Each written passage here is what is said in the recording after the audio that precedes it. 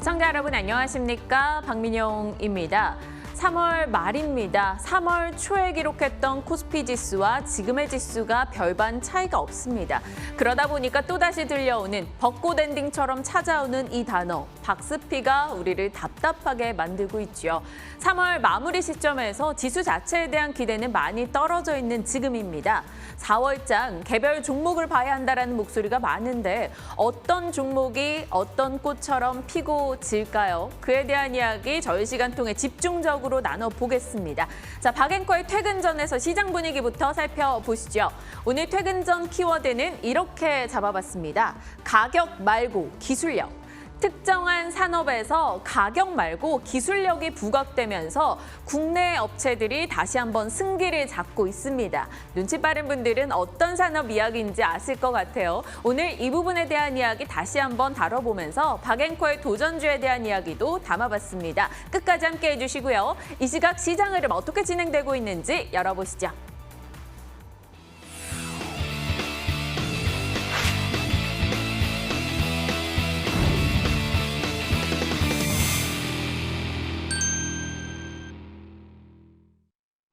조용한 시장 흐름이 이어지고 있는 오늘입니다. 이번 주 시작하는 월요일이니만큼 어떤 점들 체크포인트로 봐야 되는지 주간 이벤트 살짝 보고 갈게요. 이번 주는요. 미국의 대규모 인프라 투자 규모 발표 소식이 있죠. 2조 달러다, 3조 달러다, 4조 달러다 계속해서 올라가고 있습니다. 어찌됐건 대규모 인프라 투자가 집행된다면 관련해서 우리가 받을 영향은 무엇이 있을지, 미국 경제 전반에 대한 시각 변화는 어떻게 있을지, 그리고 증세 부담에 대한 이야기도 나눠봐야 되겠죠. 이 이벤트 기억하시고요.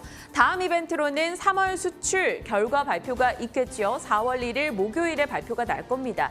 지금 우리 시장이 방향성을 내줄 때는 실적이 꼭 필요한데 실적을 대략 가늠해 볼 수 있기 때문에 수출입 지표는 꼭 점검을 해야 되는 지표이기도 하죠.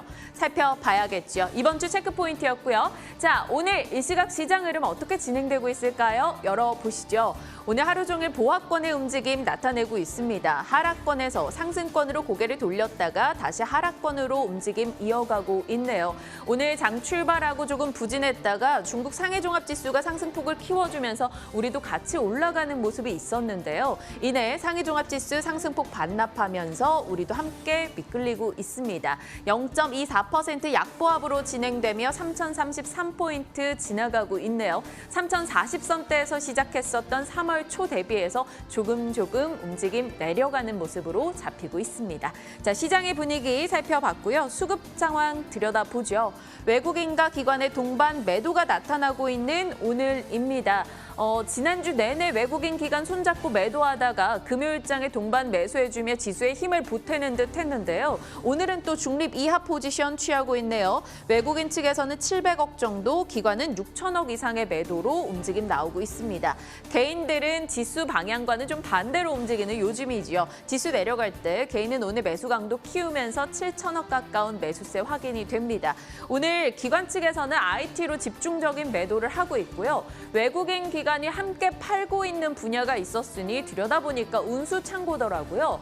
운수창고 섹터로 집중적인 매도가 나오는 건 살펴보면 해운주였습니다. 오늘 1시경에 수에즈 운하를 막았었던 컨테이너선이 움직였다라는 속보 보셨죠?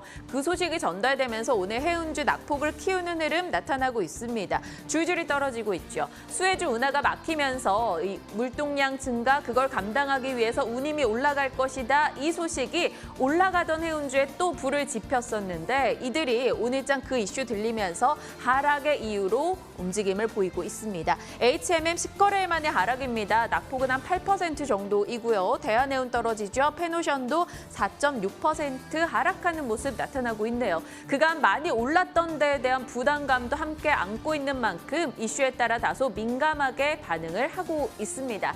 자, 수급 특징으로 한번 짚어봤고요. 시가총액 상위 종목들 분위기 한번 열어보시죠. 오늘 시총 상위 종목들도 시간이 갈수록 탄력이 떨어지고 있습니다. 삼성전자, 약보합권, SK하이닉스는 1.5% 하락하는 모습 포착이 되네요. 삼성전자 우선주는 올라서고 있고요. 다음 장 넘겨보면 오늘 올라가는 쪽 들여다보면 삼성바이오로직스 그리고 셀트리온이 강하게 움직임을 보이는 것 확인할 수 있습니다. 삼성바이오로직스와 셀트리온이 4거래 연속해서 동반 강세를 기록하면서 제약바이오 대장 둘이 움직이는데 좀 나아지지 않겠느냐 이런 일부 기대감도 등장을 하고 있는데 정말 명확하게 개별 종목 이슈로 올라가는 게 바이오 쪽인 만큼 섹터 전반의 시각으로 확대할 필요는 없어 보이죠. 자, 일단 셀트리온은 어제 전해진 소식이 힘이 돼주고 있습니다. 레퀴로나주 유럽으로 간다라는 소식이 들려왔죠. 자세하게 한번 살펴보도록 하겠습니다. 셀트리온 그룹주가 전반의 수혜를 볼 것이다라는 기대감을 갖고 있는데요. 레퀴로나주 유럽 조건부 허가를 획득했다라는 소식이 들렸습니다. 보수적으로 200만 도즈 생산을 한다고 가정을 했을 경우 유럽 의약품 가격은 미국의 70% 정도니까 도즈당 약 100만 원. 그래서 결국 이를 곱하면 매출액이 크게 늘어날 수 있다라는 기대감이 등장을 하는 거죠. 유통하는 나머지 셀트리온 그룹사까지 오늘 전반에 긍정적인 시각이 많이 나오고 있고요. 작년 대비 77% 매출 성장 기대감도 언급은 되고 있습니다. 하나금투에서는 셀트리온 목표 주가 42만 5천 원으로 잡으면서 긍정의 시각 내놨는데요. 시세의 연속성 계속 이어갈 수 있을 것인가 한번 지켜보도록 하겠습니다. 자, 셀트리온도 봤고요. 오늘 외국인이 금액 기준으로 가장 많이 사고 있는 종목이요. 금호석유였습니다. 셀트리온과 금호석유를 정말 많이 사고 있더라고요. 금호석유는 오늘장 9.6% 상승입니다. 경영권 분쟁 이슈가 일단락이 됐고 실적에 대한 기대감이 높아졌기 때문에 오늘 긍정의 흐름 나오고 있는데요. 일각에서는 목표 주가 지금 현재가가 26만 원대인데 50만 원 이상으로 내다보는 증권사도 등장을 했습니다. 가지고 있는 제품들의 실적, 이 가격 라인이 계속 올라가고 있고 마진이 개선된다라는 시각이 나오고 있는데요. 1분기는 시장 예상치 47% 상회하는 실적 예상이 되고 2분기는 무려 80% 이상 상회하는 실적이 나올 것이다. 이런 기대감이 등장을 하는 거죠. 어닝 서프라이즈에 초점이 맞춰지며 금호석유 급등하고 있습니다. 또 다른 이 흐름을 볼까요? 코스닥입니다. 코스닥은 950권에 계속 묶여있는 듯한 느낌이 들죠. 사실 10거래일 동안 하락한 날은 딱 하루, 오늘이 한 두 번째가 될까요? 지금 약보합권 진행이 되고 있는데요. 0.23% 밀립니다. 5장 들어오면서 시간이 갈수록 하락하는 종목 개수가 많아지고 있다는 게 다소 부담으로 작용을 하고 있죠. 954포인트 지나가고 있어요. 과연 종가상으로는 어떻게 진행이 될 것인가 끝까지 한번 지켜봐야겠습니다. 자, 시장 분위기였고요. 이제 박앵커의 키워드 이슈 열어보겠습니다. 오늘도 속보 전달이 됐던 만큼 수에즈 사고는 전 세계적으로 이슈가 되고 있죠. 일단 수에즈 운하를 가로로 막았던 컨테이너선. 이 컨테이너선은 일본이 만들었다고 하죠. 일본 조선사가 만든 건데 사실 그동안 선박을 건조하고 내보냈을 때 이 중국이 만든 거는 계속 고장이 난다라는 평이 많았었고 일본은 그래도 괜찮았었는데 이번 수에즈 운하로 인해서 이 컨테이너선 사고 원인 중에 하나가 뭐 바람이 너무 불어서 이런 게 거론이 되죠. 강풍을 못 견딘다? 그럼 일본이 제대로 만들었겠느냐? 이런 식으로 가는 거죠. 결국 신뢰성이 떨어지면서 한국 조선업이 역시 기술력이 제일 좋아. 이런 심리가 작용을 했고요. 안 그래도 기술력으로 부각됐던 한국 조선 업체들 다시 한번 계기가 됐습니다. 지금 조선사들 수주 소식이 계속해서 전달되고 있잖아요. 자세하게 조금 볼까요? 올해 한국 조선사들은요, 101척의 수주를 이뤄냈습니다. 딱 1분기 사이에요. 이미 작년 전체 수주의 절반을 넘어선 상황이고요. 한국조선해양과 삼성중공업은 연간 수주 목표액의 30%를 벌써 달성을 했죠. 계속해서 우리는 대규모 수주 소식이 전달되고 있는데 앞서 수에즈 운하 사고도 그렇고 대형 컨테이너선 같은 경우는 기술력이 좋아야지만 만들어낼 수 있기 때문에 한국 업체들에 대한 신뢰가 더 올라가고 있습니다. 이렇듯 조선업이 호황을 보이다 보니 한국조선해양 주가도 잘 갔는데요. 박앵커의 도전주이기도 했죠. 3월 8일에 박앵커가 도전하겠습니다. 펜오션 매도하고 그 이후에 담았던 게 바로 한국조선해양입니다. 그 뒤로 좋은 수익을 나주면서 지금까지 수익 흐름이 좋았고 오늘 장중 최고가 기준으로 25% 수익을 냈는데요. 오늘 박앵커의 포트에서 한국조선해양은 제외하도록 하겠습니다. 일단 수익이 났을 때 수익을 조금 챙기는 것을 습관화하기 위해서 제가 한국조선해양은 내보낼 건데요. 잠시 후에 새로운 도전주 있으니까 끝까지 지켜봐 주시길 바랍니다. 자, 이렇게 조선주 전반의 분위기가 좋다라는 말씀을 드렸습니다.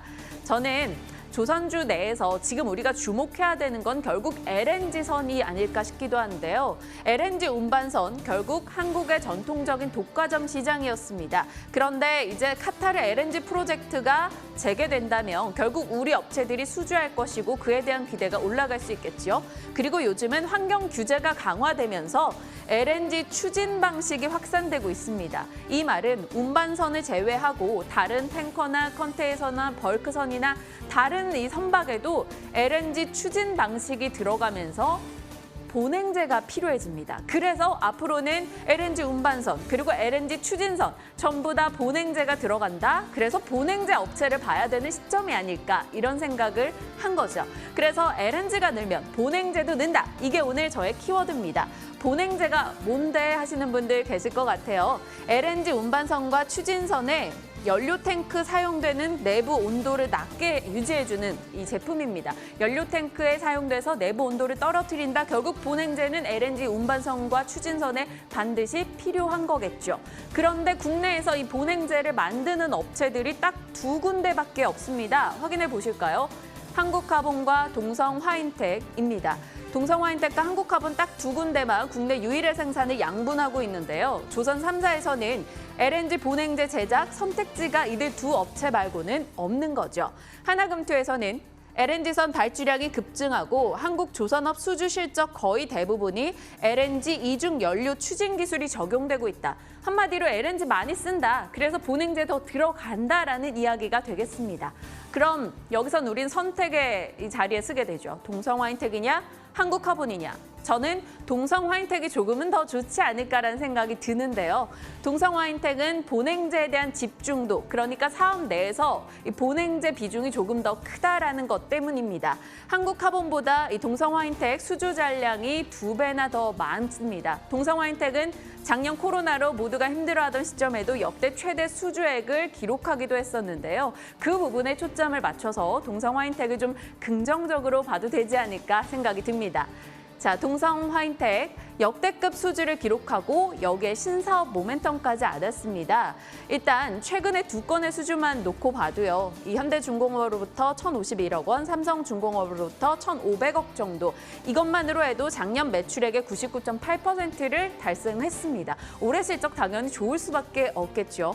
여기에다가 수소차 시대가 열리는데 이 고효율 액화수소 저장 기술을 준비하고 있다고 해요. 그럼 다시 친환경 관련한 이 보냉제 기술 충분히 바라볼 만하다라는 거죠. 시장에서는 긍정의 시각을 일부 많이 내놓고 있습니다. 연 이틀 주가 역시나 올라오고 있는 상황이고요. 그래서 동성화인텍에 대해서 긍정의 시각을 저도 함께 준비를 해봤고요. 오늘장도 7% 이상의 상승 확인이 됩니다.